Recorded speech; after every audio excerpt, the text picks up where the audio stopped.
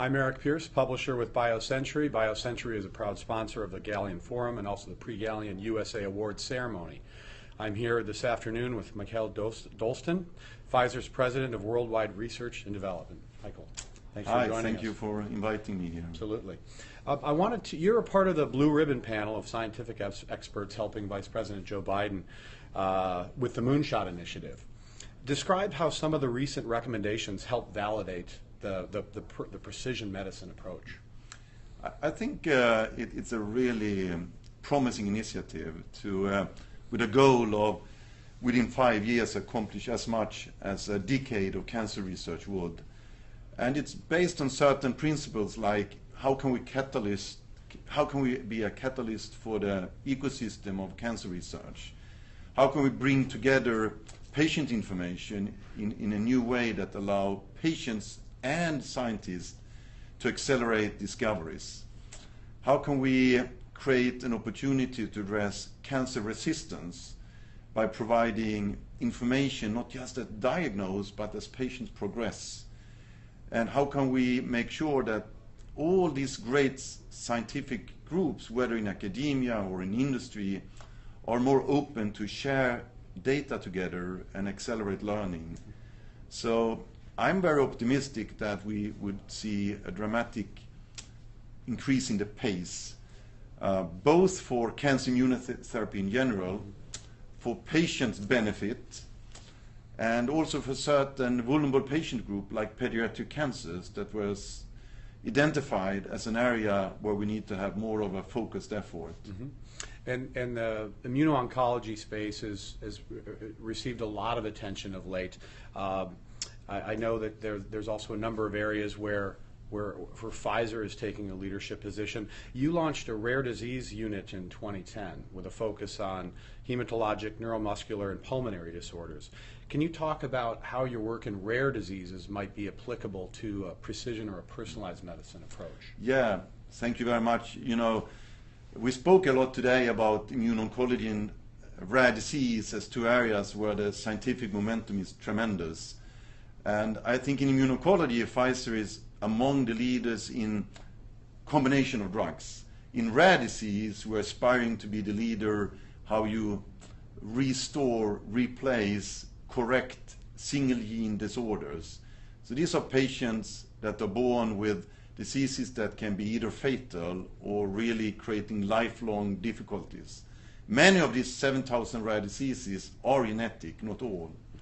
And we are focusing on some of these that are genetic and making partnership with the vision that by precision medicine, focusing on single genetic disorders and with a technological advance, particularly in gene therapy, to replace the missing gene and allow patients hopefully live a normal life or a dramatically improved life. And one of the examples of the promise, although it's still early days, is the partnership we have had with Spark Therapeutics, a spin-off from UPenn, where we use viral delivery of factor IX for hemophilia B patients that today with standard of care would infuse themselves. And we have a handful of patients plus that we have reported where a single infusion of synthetic factor IX by a virus delivery have allowed patients over many months to see clinically relevant level of this synthetic gene and allow them to live a pretty normal life. Now this is early days and we need more patients, longer observation before we can claim victory. But I think it's promising. We have been given breakthrough designation by FDA. At the same time, Pfizer, to solidify being a pioneer in this space, we acquired a small company, Bamboo Therapeutics, spin-off from University of North Carolina, led by a very well-known scientist, Jude Samolsky, and we are aspiring next year to make the same advance in fatal diseases such as Duchenne's muscular disease. So stay tuned with Pfizer in this space. Absolutely. Talk a little bit about how Pfizer is implementing your advanced modeling and simulation with innovative trial designs to basically improve some of your R&D efficiency. Because one of the things that's interesting about personalized medicine is we're sort of we're reverse engineering, we're working with molecular data, but then when you put that into a patient, you're now in a real world scenario. How does Pfizer marry the two and talk about what you're doing sort of on a modeling and simulation standpoint? Great question. You know, we're thinking in two dimensions. One is to use modeling to earlier improve successful outcomes of trials. So we are looking at adaptive design, where we can test one drug across many indications or multiple drugs in one indication at several different doses. And early modeling of data can allow us to drop less likely to succeed study arms and focus on those which seems to have the most promising outcome.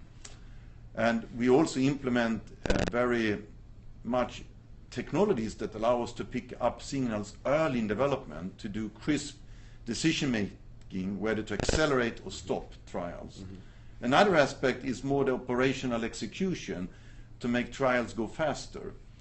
And you know, as we identify the patient population, we are increasingly exploring to use modeling of large patient databases, which could be electronic medical records or claim databases, to look at the patient availability for the inclusion criteria in our clinical trials and basically do a virtual enrollment of patients. And that allows us to adjust our protocol to be a better fit with the patients that are existing and have the needs.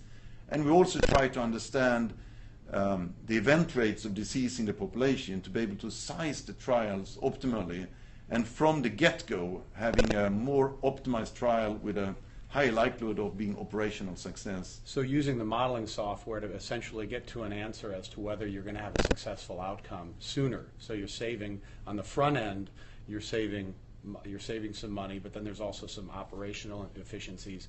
What you're talking about is quite interesting, because the patient enrollment question for biopharma, and you take a step back, that's a big challenge. And you touched on a few things that Pfizer is doing to make sure that they fully enroll.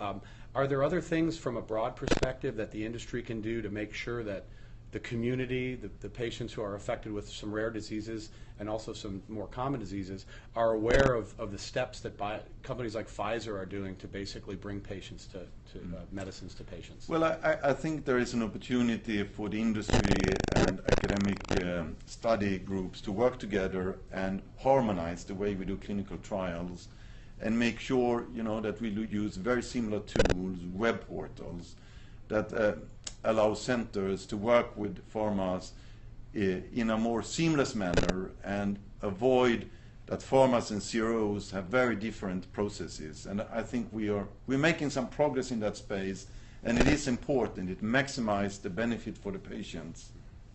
Great. Dr. Dolsten, thank you very much. Thank you. A pleasure.